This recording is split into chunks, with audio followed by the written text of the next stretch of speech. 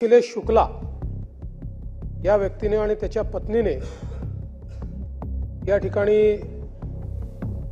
भांडण झालं आणि त्या भांडणामध्ये मराठी माणसाला अपमानित होईल अशा प्रकारचे उद्गार त्या ठिकाणी काढले, भांडण केलं, मारामारी केली आणि त्यातून एक संतापाची लाट सर्व लोकांमध्ये तयार झाली आहे।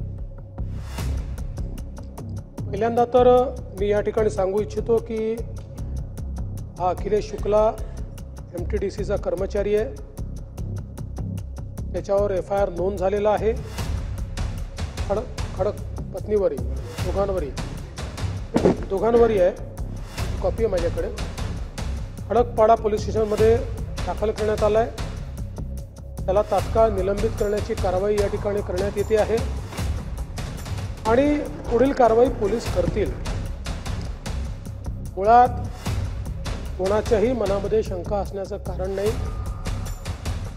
मुंबई आणि महाराष्ट्र हा मराठी माणसाचाच होता, मराठी माणसाचाच आहे आणि मराठी माणसाचाच आहे।